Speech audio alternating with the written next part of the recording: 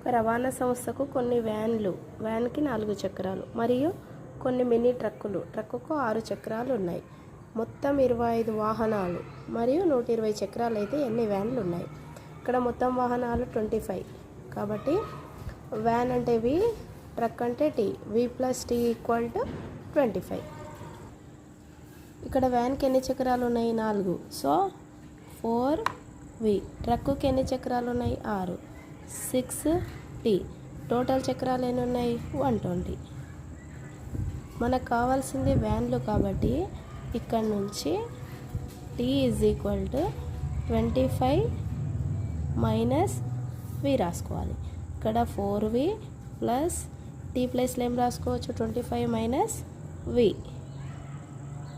Equal to 120. 4V 6 into 25 చేస్తే 150 minus 6V equal to 120.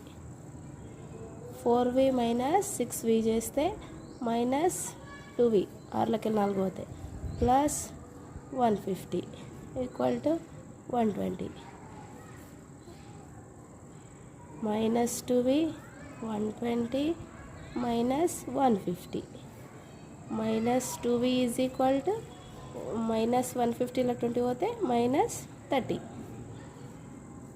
2 1s 2 15s.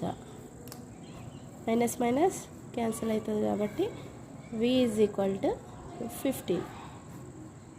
అంటే ఎన్ని వ్యాన్లు ఉన్నాయి? 15 వ్యాన్లు ఉన్నాయి.